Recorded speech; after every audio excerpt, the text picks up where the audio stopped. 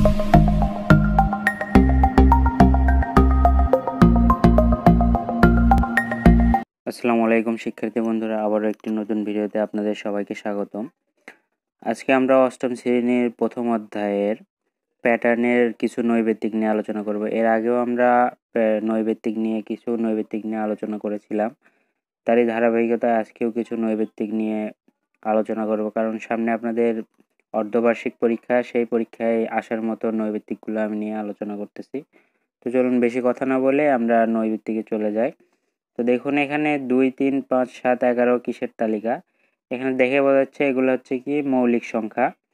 আপনাদের যে মৌলিক সংখ্যা হচ্ছে যে সংখ্যাকে ওই সংখ্যা এবং 1 ছাড়া অন্য কোনো সংখ্যা দ্বারা বিভাজ্য করা যায় না, ভাগ করা যায় না, সেগুলো হচ্ছে কি মৌলিক সংখ্যা। দেখুন 2কে অন্য কোনো সংখ্যা দ্বারা ভাগ করা যায় না, 3 1 তাই, 5 তাই, 7 তাই, 11 তাই। তাহলে এর উত্তর হবে ক নাম্বার মৌলিক সংখ্যা। এরপর আছে 15টি বিজোড় স্বাভাবিক সংখ্যার যোগফল কত। তাহলে 15টি বিজোড় স্বাভাবিক সংখ্যার যোগফল কত, এটা আপনারা সহজে বের করতে পারবেন। আপনারা মুখস্থ করে নিতে পারেন। এটার উত্তর হবে হচ্ছে 225, খ নাম্বার। আপনার কি করতে হবে, 15টি বিজোড় সংখ্যা মানে 1, 3, 5, 7, 9, 11 এরকম করে 15টি বিজোড় সংখ্যা নিয়ে যোগ করতে হবে। যোগ করলে আসবে 225। এরপরে আছে 0, 1, 1, 2, 3। ফিবোনাক্কি সংখ্যা প্যাটার্নের 11তম সংখ্যাটি কত। এখন দেখুন এখানে পরবর্তী প্যাটার্নের সংখ্যা কিভাবে বের করতে হয় সেটা আবার জানতে হবে। ফিবোনাক্কি সংখ্যা হচ্ছে যে সংখ্যা বের করবেন তার আগের 2 সংখ্যা যোগ করলে পরের সংখ্যা বের হবে। তাহলে আমাদের কি করতে হবে, এখানে কয়টা সংখ্যা দেওয়া আছে, 1, 2, 3, 4, 5টা। তাহলে আমাদের 11তম বের করতে হলে তাহলে এখানে আমাদের 6টা বের করতে হবে। তাহলে এর পরেরটা সংখ্যা বের করলে কত হবে, 3 আর 2 5, তার 5 আর 3 8, তারপরে 8 আর 5 13, এরকম করে 11তম সংখ্যা বের করতে হবে। আগের 2 সংখ্যা যোগ করে পরবর্তী সংখ্যা বের হবে। তা আমাদের সংখ্যা বের হবে হচ্ছে 55। তারপরে 0, 1, 1, 2, 3, 5 প্যাটার্নের পরবর্তী সংখ্যা পেতে হলে 5-এর সাথে কত যোগ করতে হবে। দেখুন এটাও একটি ফিবোনাক্কি সংখ্যা। আমরা যদি পরবর্তী সংখ্যা পেতে যাই তাহলে 5-এর সাথে 3 যোগ করতে হবে। তাহলে আমরা কি পাবো, পরবর্তী সংখ্যা যোগ পাবো। তাহলে এখানে আমাদের কত যোগ করতে হবে, 3 যোগ করতে হবে। এরপর 20 নম্বরে বলছে যে 1, 5, 9 এর পরবর্তী সংখ্যা 13। তাহলে দেখুন এখানে পার্থক্য সবগুলোতে 4 করে আছে। তাহলে এর পরবর্তী সংখ্যা 9-এর সাথে 4 যোগ করবে। 9-এর সাথে 4 যোগ করলে আমাদের 13, এটা ঠিক আছে। তারপরে 2, 3, 5, 7, 11 মৌলিক সংখ্যার তালিকা, এটাও ঠিক আছে। এগুলো সব মৌলিক সংখ্যা, আমরা আগেই করেছি 16 নম্বরে। তারপরে 3, 10, 17 এর পার্থক্য 3। দেখুন এখানে পার্থক্য কত আছে, 3 আর 10-এর পার্থক্য 7, 10 আর 17 পার্থক্য 7। তাহলে এখানে লিখছে 3, তাহলে এটা ভুল। তাহলে আমাদের 20-এর উত্তর হবে কি 1 আর 2। 1 আর 2 আছে ক নাম্বার, তাহলে আমাদের উত্তর হবে ক নাম্বার। এরপরে দেখুন নিচের কোন তালিকাটি বিজোড় সংখ্যার প্যাটার্ন নির্দেশ করছে। তাহলে বিজোড় সংখ্যা আমরা জানি 1, 3, 5, 7, 9। তাহলে এখানে দেখুন এটাই আমাদের বিজোড় সংখ্যা হচ্ছে, এই ক নাম্বারে উত্তর পেয়ে গেলাম। এরপরে দেখুন 1, 2, 3, 5, 8, 13 সংখ্যাগুলো কি সংখ্যা বলে। দেখুন এখানে যে সংখ্যাকে ধরবো তার আগের সংখ্যার সাথে যোগ করলে যদি পরবর্তী সংখ্যা হয় তাহলে সেটাকে ফিবোনাক্কি সংখ্যা বলে। যেমন দেখুন প্রথম সংখ্যা 1, দ্বিতীয় সংখ্যা এই 1 এর সামনে কিছু নেই, সেজন্য 1ই হয়েছে। এর পরবর্তী সংখ্যা কি হয়েছে, এই 1 আর 1 এর যোগফল 2। তার পরবর্তী সংখ্যা এই আগের 2 সংখ্যার যোগফল 2 এর আগে 3। তাহলে এটা কি আগের 2 সংখ্যার যোগফল করলে পরবর্তী সংখ্যা পাওয়া যাচ্ছে, তাহলে এটা ফিবোনাক্কি সংখ্যা। এরপরে দেখুন এখানে একটা ঘর দেওয়া আছে, কাঠি সংখ্যা 1, 2, 3, 4।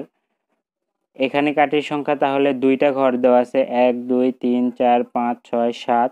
এখানে কাঠির সংখ্যা আছে 1, 2, 3, 4, 5, 6, 7, 8, 9, 10।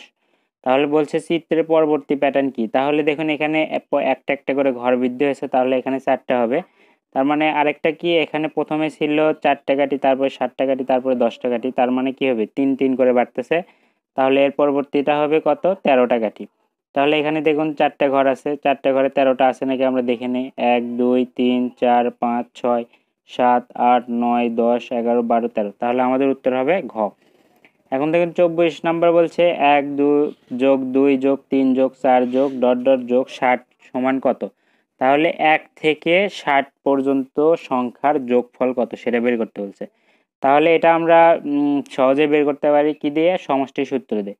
সমষ্টির সূত্র কি? প্রথম সংখ্যা যোগ শেষ সংখ্যা গুণন পদ সংখ্যা ভাগ হচ্ছে 2। তাহলে প্রথম সংখ্যা কত? 1, শেষ সংখ্যা কত? 60, আমাদের পদ সংখ্যা কত? 60 ভাগ 2। তাহলে 60 আর 1 61 গুণন কত হবে? 30। তাহলে 61 গুণন 30 যদি আমরা করি তাহলে আসে আমাদের 1830। তাহলে আমাদের উত্তর কি? খ নাম্বার। আপনারা ক্যালকুলেটর করেও দেখতে পারেন। এটা সহজ হিসাব। সমষ্টির সূত্র লিখে মান বসে করে নেবেন। সমষ্টির সূত্র আরেকবার বলে দিচ্ছি। প্রথম পদ হচ্ছে 1 যোগ শেষ পদ হচ্ছে শেষে যে 60 গুণন হচ্ছে পদ সংখ্যা কত? আমাদের 60 পর্যন্ত আছে, তাহলে 60 তার ডিভাইডেড বাই 2, তাহলে আপনার উত্তর চলে আসবে।